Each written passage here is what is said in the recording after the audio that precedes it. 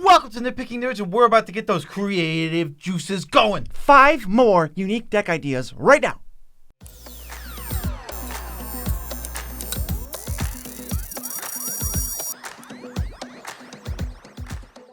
I'm your host, Joe Cherries. I'm your host, Beezy, and that makes us the Nitpicking Nerds, obviously bringing you magic content every single day like nobody else can. If you want to support the channel, patreon.com. It's the best way to do it. There's a link in the description. You should go check it out. And there you can give us money. And once you're there, you can also support birthdays the same way, because if you support the nerds, you support birthdays, because we are wishing a happy birthday to everyone whose birthday is today. Everyone. And their pets. Happy birthday to all pets whose birthdays are today.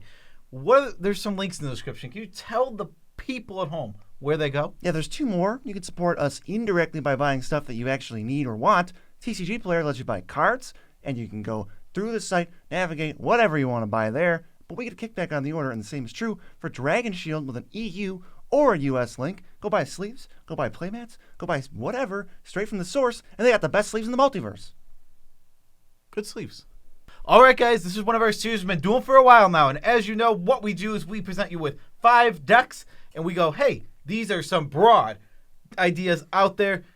Take them, use them, twist them to be whatever cool thing you want. Our idea in these videos is to just get the creative juices going so that you can come up with your own cool deck idea, or just directly steal these. Yeah, it's not a deck tech. It's just the core of the strategy that we're thinking for this wacky deck. And we've built some of these over the years. We've seen friends build them over, not the years, but the series. Yeah, I mean, sometimes these decks resonate with you. Sometimes they don't. Maybe you'll go through this video and it's like, I didn't like any of those decks. Or maybe you'll like all 5 and you end up with 5 brand new decks. Or you just along for the ride. Yeah, or you're here for entertainment because, damn, we're entertaining. So let's get into it. First one, I really like this deck. It's really cool. It's Geared, but the strategy is Encore and Myriad. And what those 2 things do is make token copies of creatures, which are going to be actual creature cards that usually would go away, but they're not going to, because Geared's going to populate a new token. So some of the coolest Encores, we have Soul of Eternity, which its power toughness is equal to your life total. So you usually Encore, you get the tokens, they get 1 swing and they get chump block. What if I made a brand new one? Now I have a full card, and I can start populating that every single turn. It's like the biggest token ever. It's ridiculous. There's also Finclade Fugitives, which is just kind of a whatever creature, but then when you start keeping them, it just gets like untenable for the opponent. How many 7/4s do you need before they're just going to die? Yeah, and that can't be chump blocked with evasion. Yeah, they cannot be chump blocked very well. You also have Coastline Marauders. This scales into the late game very, very well. When you get to the point where players have 11, 12 lands in play, this card is insane. It just does so much damage. It's so much damage. You populate that new token, and it's just, I'll hit you for 12. And then you get a new one, and I'll just get in for 12. And if there's 2, it's like get in for 24. It's like they add up so quick, and they lead to players dying. It also works well, that populate ability on Geared with Myriad, because there's 2 triggers that go on the stack. The Myriad one you can stack first, so that you make 2 tokens that are copies of the creature. They're jamming, and then Geared just wants you to populate. So he doesn't target or anything, so you can just do that after, and then just jam at somebody else for extra bonus. Then that thing's going to stay around. Yeah, Myriad, sadly, the sad thing about Myriad is it's only been used 5 times on uncommons. This garbage. The cards aren't very good. War Chief Giant is the best we have. It's actually a pretty solid card. Like, I'm not going to pretend like this card isn't decent. Also, if you don't know, Myriad into Myriad into Myriad just keep getting more and more and more. They get crazy really, really fast. But what we do have for Myriad to actually use it well is Blade of Selves, which says that when you equip and it gives a creature Myriad. So you can do this with any creature in your entire deck that's not legendary, and it's going to be very strong. What it just made me think of is, let's find Blade of Selves more often so we can throw in like Steel Shaper's Gift and Stoneforge Mystic. Yeah, couldn't agree with you more. Like it is sad.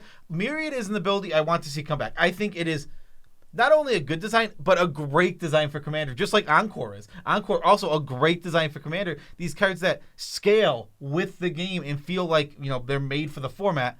Regardless, hopefully we'll get that in the future. Well, and it's a bummer because back then they played it so safe, and the cards were like so medium. You could put the other ones in the deck and they'll be fine. I just wish they had some rares maybe with this ability because they run commons. Yeah. And obviously, if we're encoring and myriading, if we just double the token output, we get to keep those too. So Anointed Procession and Parallel Lives are nuts. Yeah, obviously. Those cards are always good. Anointed Possession, Parallel Lives, Doubling Season. They're obviously great in our deck that wants to get extra tokens and just have a ton of them. One really cool creature to put a Blade of Self on, Inferno Titan, and not only is it good, it's budget.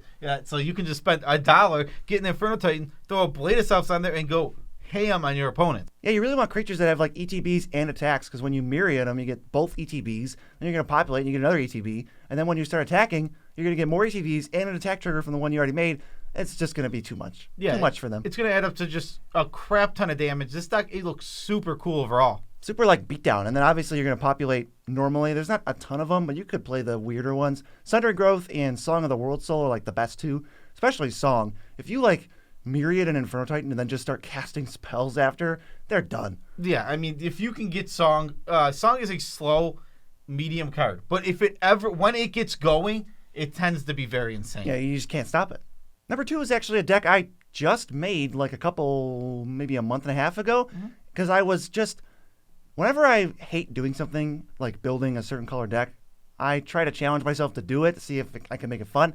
This one was 5 color. I could never, ever, ever, ever, ever make a 5 color deck that I just didn't hate immediately, so much so that it was like on the internet and then just never became anything. But this one is Niv Mizzet and Gigantha Multicolor Madness. This is a restriction deck. Only multicolor cards are allowed. Only cards that can be hit by Niv Mizzet, and obviously because of Gigantha, those cards can only have one of each pip. So it's pretty crazy. So this could be Dr. Niv and the Multicolor of Madness. Whoa, Dr. Niv and Multicolor Madness, yeah. Okay, so yeah, obviously this is a big restriction. Not only is every single card a multicolor card that is not only multicolor, it's 2 colors, single pipped. That's an insane restriction. You really, really have to go crazy to make sure to fit that restriction. You lose a lot of good things. Like with Gigantha, you lose really good cards. Some bangers. Yeah, the thing that comes to my head right away is Supreme Birth. Like a very good card for an Niv Mizzet deck. You lose that. You with lose Gigantha. Time Wipe's another great one. You just don't get that stuff. So I was super excited to build this, and I have built it. And I can say definitely the deck is a little janky, but it's super fun to play. Oh my god, I love this deck. We're kind of going to have to scrap for the ramp removal card draw a little bit. So for ramp, I just put a couple. We got Eureka Moment was a nice one. It's performed okay. Skull Prophet, all of those little dorks. Wild Cantor is actually great. And then Mirari's Wake is just kind of okay because it's a jankier deck and I'm playing it at lower power level. Do you have Leyline Prowler in the deck? I don't. I didn't have room for it. Oh, okay. I was just curious. We actually don't even have to go that low for ramp. We don't have to stoop to Leyline Prowler. Wow, that says that the ramp's pretty good. For removal, last one standing. This is just a good board wipe. It's a 3-mana board wipe that leaves something at random behind it. It's almost never something. This reminds me of a Chaos Warp. I feel like people are avoiding this because it's like Chaos Warp, where it could leave behind the best thing. It never does, people. It never does. There's a lot of chaff on the board at any given time, and 3 mana is pretty hard to beat. Aura Shards will just dominate a game. Hostage Taker's been a nice one. There's some flicker in the deck. You can't play all of it, but you can play some of it. And Hostage Taker just lets you do some nice stuff. I mean, the Hostage Taker is just a strong card. I've been impressed more and more with that card lately. Speaking of flicker, there's a couple of those too. Soul Herder is nuts.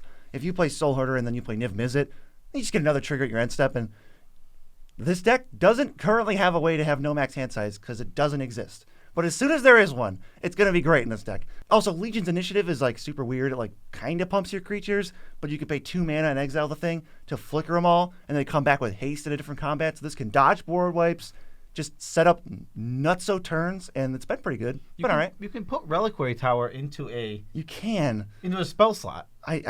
Maybe. I'll think about it. It's just so much color required from the deck. Well, of course, but you're not removing a land. You have the same number of lands. Yeah, I'm hesitant. Plus, I think it's worth it. If you're because Niv Mizzet can draw up to 10 cards, and I've seen it draw 6, 7 easy, which always puts you over max hand size. This deck draws more cards with Niv Mizzet than is ever humanly possible, because what I did was I split them all evenly. So every color has, I think it's 6 or 7 of that guild. So you're literally just drawing 5. I'm waiting for the perfect flip. It's gonna it's in there. It's bound to happen eventually. Where you just get one of each thing and you take 10. The odds are low, but they're probably not even that crazy. I have in a normal Niv-Mizzet deck, you're like never getting it. I'll But this bet deck, I could see it. I'll bet you the odds are a lot worse than we're thinking. Well, I know the odds are a lot better than a regular Niv-Mizzet they're deck. a lot better than the Niv-Mizzet deck, but it still might statistically be like, it's not going to happen. It could be like 1%. I could see that. I could see a 1%er. Yeah. There's finishers also are like a weird thing for the deck. You got Kolagon because Niv-Mizzet dragon, so it's kind of like a, hey, surprise, +2/+0, jam. Got a couple flyers. Knight of New Alara is my favorite because it gives your creatures +X/X, where X is their colors. So Niv-Mizzet's already an 11/11. And we got things in there like Bruce Tarl to give him double strike. And that's just like a 3-card, you're dead kind of thing. I mean, also, like you're saying, Knight of New Alara, it's minimum. I mean, every creature is +2/+2 minimum. Because they have to be. Because they're all 2 colors, which is awesome. But, I mean, a creature that, what mana costs this? 4 mana 2/2. 4 mana 2/2. That's always giving your whole team +2/+2. That's actually pretty good. They don't have that anywhere, and the deck has a lot of clones, and I've had multiples of these in play, and it's sick. Adriana, Captain of the Guard, is the last one. She just gives melee. You're just going to jam. You're going to jam at everybody, and then they're just going to get bigger, and hopefully you kill everyone. I mean, it's really good. When all your creatures have melee, they're all at least +3/+3, and that's also insane considering it's only a 5 mana card. Yeah, this was the exception. I had already built this, and then we were like, hey, wait, this is literally just a wacky deck. Let's put it on 5 decks. Yeah. Next is a deck that I find super interesting. It's size matters, parentheses in the front. Hand size matters. But the commander, Tishana, Voice of Thunder, enters, draws equal to your creatures, and its power and toughness are equal to your hand size. This is all about hand size. All about getting as many cards in your hand as possible. It turns out there's a million. Are you ready? I want to do a list. I'm just going to list them really quick so everyone can see how many of these there actually are. So obviously, Tishana, the commander of the deck, cares about your hand size. Aeon Chronicler, Body of Knowledge, Commence the End Game, Inscription of Insight, Maro, Masumaro. But that is on purpose. I just realized that. First to Live. I didn't realize that till right now that has Maro in it. Mordenkainen, Multani, Maro Sorcerer, Over Being of Myth. What a weird card name. Realm Seeker, Sage of Ancient Lore, Satamo, Soramaro, First to Dream, Stormgeist, and I even left one off, Carplusion Yeti? Come on now. You gotta be kidding me with these cards. These all care about your max hand size for their power, but all of them are power toughness except for the Yeti, who I just mentioned. Right. So this is like, the deck to me at first sounded kind of miserable because we're drawing 1 million cards. Like, how long am I turns going to take? How many dumb, like, lame staples am I playing to get my hand size up? Turns out, not that many. We're kind of going big, splashy nonsense. We're going to play some early mana dorks. That's kind of maybe the lamest part of this is you're going to play mana dorks, but those aren't lame. So you're starting out with the dorks. You're getting your mana built up so that Tishana can do some things. She's probably like one of the first things you do. Every time. She has no max hand size. So you play her, you draw like 5 cards. Great. Now we're starting to deploy these big fatties whose her power and toughness are equal to our hand size, which is like 7 now. And then we're just going to go ham. We're just going to get 3 or 4 of them out and go nuts and kill everyone. The deck absolutely, like, the best way to start is just go play out your mana dorks, play out your lands, ramp yourself up, and play Tishana. Now you start the max hand size thing. Now you start going crazy. And then you want to play awesome, like, you want over-the-top card draw. You don't want, like, yeah, sure, you're probably playing Mystic Study in this deck. You could, but you don't have to. You probably would. It's one of the best ways to draw cards. But regardless, you want the over-the-top stuff. That's what's key to this deck. You want Recurring Insight, where you can draw up to like 14 cards. That's pretty much what it says. It's crazy. You can Consecrated Sphinx. We want to draw 6 to go around. We want to draw more than that. We just want to keep building our hand up and up. Seagate Restoration, double our hand size. And if we have any one of those creatures we listed in play, Rishkar's Expertise or any of these effects, there's like 3 of them. There's Garokin, there's Return of the Wild Speaker. Return of the Wild Speaker. All of these will double your hand size, which is going to be crazy. The whole point is take these creatures and run away with the game. We got to make sure we have no max hand size. Obviously, the commander has that, but you got to be safe because your commander can die easily. It's going to be a target. We want everything. We want Reliquary Tower. We want Thought Vessel. We even want Spellbook, a card I would just say is horrible, usually. It is horrendous, and I can't believe we found a deck that wants it because one of the key things is we could easily have a turn where we tap out to draw all these cards, and if we're drawing, 35 cards, which is possible in this deck, we're going to be able to rest easy knowing Spellbook's still in our deck. We can draw it, slam it for free, even if we already hit our land drop before, so the Reliquary Tower wouldn't work. slam it for free, and then we can just say, okay, great. Now I can keep all my cards, even if like Tashana is out there, and you want to have a redundancy. Boom, it's perfect.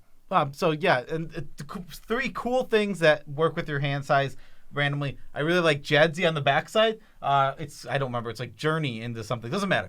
Journey to the Oracle. Journey to the Oracle on the backside. You can put all your lands from your hand to play. This will shrink your guys, but you will have access to so much mana that now you can just play all your draw spells over and over again and just get to the end of your deck. I might suggest putting in something that might be really good in this deck is something like Mind Over Matter, because you really want to be able to discard, and you put in Eldrazi to be safe. So it's like, you don't want, because this deck is capable of drawing 60 cards in the turn. And we're not playing the stupid Labman Thoracle. Like, sleep on those cards. That's not what this deck's about. No, not at all. But that's why I like throw in the Eldrazi, so you can just Mind Over Matter, throw it in my graveyard, shuffle everything back in, draw another 20. Right, like, looks like they got you. How did you lose? Like, they drew 60 cards and they hit me with, Matsumaru.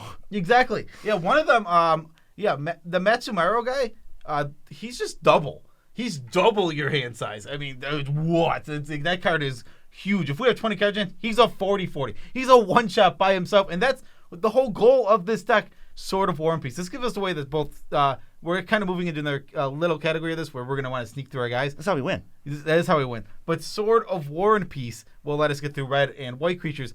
They take damage equal to their hand size. You gain life equal to your hand. Don't care about getting through. They're dead when it attacks. Like, take 30, and I'll just gain 30. You're dead. It doesn't. But I'm saying even if like it's a more like even the 10. Right, what the best kind of evasion is just killing them before it matters. It really is, because they're just gonna die.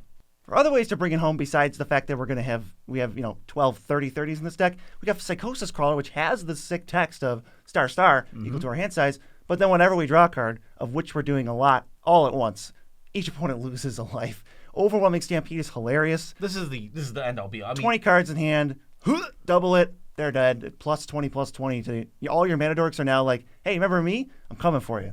I mean, they're gonna die. I mean, doubling, like, Tashana is gonna be a one shot. Every creature in our deck is gonna be a one shot, and giving that trample is gonna be great. We don't even necessarily need Overwhelming Stampede. It's just the most hilariously over the top version of it. Yes, it is. We also want to make a creature unblockable because, again, Tashana is gonna be a one shot territory half the game. Rogue's Passage, which is a free roll land, awesome card, and what is Open into Wonder BZB? Yeah, Open into Wonder from like Amonkhet or something is X blue sorcery, target X creatures, they get +1/+0, can't be blocked. Whenever they hit, you draw a card. So the draw card, hilarious. I don't know if that matters a ton, but we're trying to just make a bunch of creatures unblockable. Yeah, it's pretty simple. This deck looks really cool. Actually, I might brew it up and see if how exciting or boring how it looks. Possible it is. How many of these things can you really play in the deck? How many stars? How many stars? I mean, there's a lot, but they all cost a pretty good amount of mana. And the tough thing is if you play all mana dorks, a board wipe's going to be really devastating to you. It's not going to be great, but you're going to have so many cards in hand that as soon as you get going, because it doesn't, on turn 6 you can get started on this. So it's probably an Explore burgeoning deck as well, because you have so many cards in hand. When you get started going, what are they going to do? I mean, they can board wipe you, but you're just going to rebuild. Yeah, that's true. Yeah, you're absolutely right. All right, let's just hop into the next one. What is this deck, BZ? Explain it. This is a deck our friend Tim Root built. Tim, boom, you're on here. You're on the video. It's Tatsunari, the Kimi Factory. Tatsunari, I was looking this up. I wasn't sure how original Tim's idea was. I know it was cool, but I looked up on EDHREC, and it's basically just not there. It's mutate. If you mutate onto Kimi, and then you cast an enchantment, well, it triggers the mutated card with that text, but it's not named Kimi, so you get another Kimi, which is named Kimi. It's not multiple Kimis, but I'm saying it's multiple Kimis because that's the easiest way to describe it. This adds up really fast. So what you do is when you mutate, you put the card on top. The card on top is the name that the card has. So say something like Parcel Beast. Take Parcel Beast, mutate on top of Kimi. Kimi is no longer named Kimi, but has the text to Drain Spell. So now the next enchantment you cast, boom, new Kimi. Mutate on top of that one with, say, Auspicious Starix. And then this adds up really fast. Getting drained for 3 every time they cast an enchantment is going to be killing you super quick. Yeah, so we're jamming like most of the mutate creatures that are playable into this deck. And I just played the mutate precon a couple days ago when our fans were in town and we were jamming games with them. And Auspicious Starix is just like nuts. I've only ever played it in limited when you're mutating once or twice. When you mutate like 6 times, if you're doing that kind of thing, This is ridiculous. It's funny. It's not a good card. It's only good if you're really mutating on one thing. Like in specifically the Otrimi Precon, where it's like made to just stack creatures, then it's completely bonkers. Yeah, you're right. That deck was like nuts. I don't think the other decks were that good, but that doesn't really matter right now. Other mutates, we got Sawtusk Demolisher, which just kind of Beast Within's a non-creature thing. Dirtbat destroys something, so we're getting a little value when we mutate onto our Kimis. We're getting something. Gives it flying too, so what if you have an auspicious Starix on it, you can also get it flying. Migratory Greathorn's a good one because it helps ramp. Gem Razor's just solid removals. Like, I like these. And then you can play Trumpeting Gnar as one of the other best ones. It just makes 3/3s. What I like about Trumpeting Gnar, not in this, like usually overall in the mutate deck, is you're all in on stacking, so going wide gives you Edict protection. And you always have the option to then, if you want the mutate trigger over a Kimi, just go back on top. And then this deck ends up being like a fallback Enchantress thing, but there's enchantments that you want to cast.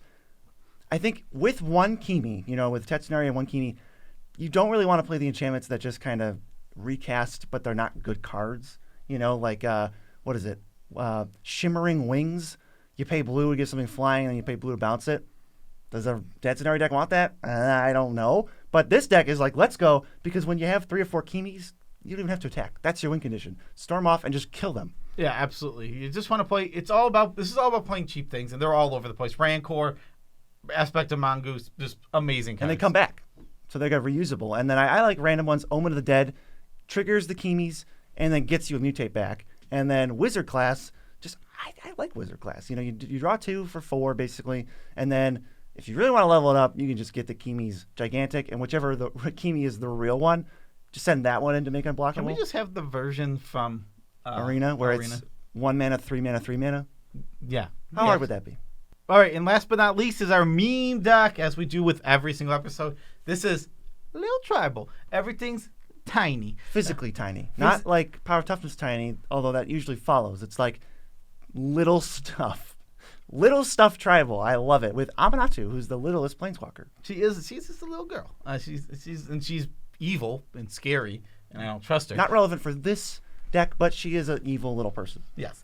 So we just want tiny things. Obviously, first thing we need, so tiny. This is one of the key pieces of the deck because it can make anything tiny. You want to get, like, we have all the tiny stuff, but we want to spread the love. Let's make our opponents' things tiny. Yeah. I mean, also, we have Tiny Bones. Tiny Bones. His name is Tiny Bones. Are you kidding me? He's in the deck. Obviously, he's tiny. Baby Godzilla. This thing's pretty big for overall, but it is a baby Godzilla. So for Godzilla, it's incredibly small. Polywog Symbiote is also a cute little thing, and it's the other version. So if you're offended by Baby Godzilla in the tiny deck, switch to Polywog Symbiote. Fairy Miscreant is like so small that it's turning the page on a book, but it has to like get at it with both hands. Diminish and Mass Diminish. Boom. That's removal, baby. Diminish is basically Swords to Plowshares, let's be real. And Mass Diminish might as well be Cyclonic Rift. All right. So there's a lot to list here. We can't list them all. But I really like Smallpox. It's not Big Pox. It's Tiny Pox. Yeah, we need some removal, So there's a couple like enchantments, like Dwindle and Frogify that just make our opponent's things small and actually do function as like kind of removal. Not great. And what's funny is Amanatu can actually flicker them onto better creatures as it comes up, which I think is hilarious. We got to get a beat squad going, though. So we got Sanctuary Cat, Court Homunculus, which I thought was a great find, and Segovian Angel. They're all little tiny guys, and they're going to beat your opponent up. And I figure, hey, if you actually want to try to maybe win games, you got Coastal Piracy, you got Biden Thassa, you got Reconnaissance Mission. When you're jamming in with your stupid 1/1 fairies and cats and stuff, drawing cards, and then maybe you find some way to win the game. Yeah, and you can trick yourself and say, this is a little tiny Coastal Piracy. Or this is a baby Coastal Piracy. Yeah, and this is a baby Reconnaissance Mission. Right, this Biden's so small. This is a tiny It's Biden. not the size of, like, the horizon. It's really tiny. It's a baby Biden, a little baby Biden. Right, exactly. And then if you're playing Roll Zero, obviously, little girl. Get that right in your deck. Yeah, half-half. A half for half. Half for half. I mean, figure out how you're going to do that. All right. I don't know. All right, we're done with talking about tiny things. That is our video. Special shout-outs to every single one of our patrons. Love you as much as we can without making you uncomfortable. These names, we have...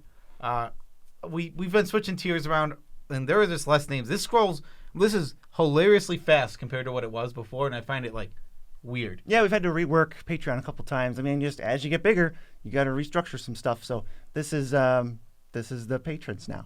Yeah, we love all of you anyway, so it doesn't affect who we love. Every single one of you, regardless of if your name is here or not. I still go to sleep with a smile on my face, knowing that I have patrons. Yes. You can also, if you want to support us indirectly, you can use tcgplayer.com. Ooh. Go there, using the link in the description, buy the cards you were going to buy anyway for the same exact price. And guess what? You support the nerds with money. I can't think of anything better, except maybe Dragon Shield, but they're tied.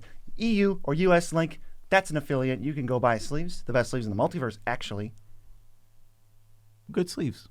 And then when you buy those, we get a kickback on the order, and all is right with the universe. Yes. Also, something we haven't been shouting out for some reason in videos at all is we do have a Discord where you can go hang out with first thing we're in there, and it is a community of awesome people.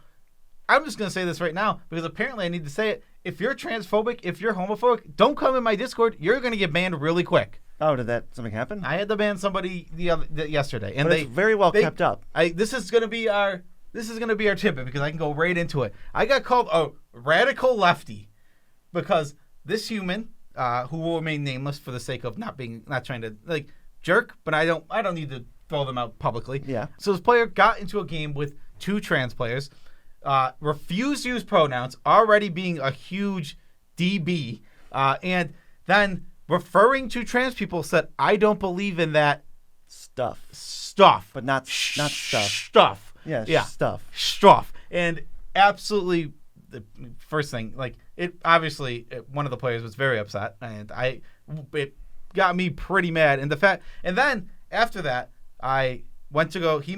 I messaged him. He called me a radical leftist. I'm like, "You're wrong. You were being a jerk." And I was going to say you need to apologize and you need to change your actions going forward if you're going to stay in the server, basically. And he just called me a radical lefty and blocked me. And I'm like, all right, so I'll just move it from the server. So we're done here, yeah. I removed him from the server. And then he kept messaging me and then blocking me. So I could never respond. He did it 3 times in a row. Wow. That's really mature stuff. This is what makes me so happy to have the awesome moderators that we do on the Discord, because we make sure that all this crap and stupid stuff that people can throw at you, it's just gone, because this is a safe place for everybody to enjoy. Let's shout out our mods are in on it. Let's shout out our mods. Let's see what ones can we think of. We got Moses. Mm-hmm. No, you go next. We got Munchie. It's one that comes to mind. Mowind. Mowin's a good one. Spavientos is a mod. Yeah, Dadbot. Caxarn. Sonic Wallet, obviously. Both of us. We check stuff and we have permission to ban people. And who are we forgetting? Because, we just looked at it. Angle of Reason? Angle of Reason, another one. I feel like, are we missing? There's like... we can't name them all, but we love you guys all equally. I think we named the very active ones who are actively, doing stuff in the server daily. There's more. Thank you guys for helping us with that server, because it is huge. Get in there and come. Poppin'. There's like, what, 5,000 people? Get in there and come hang out with us, and don't... If I have to say this to anyone, don't be transphobic. Is that hard? Because it's really easy to be nice to people. Just be nice to people. It's really easy. Peace out, Tribe Scouts.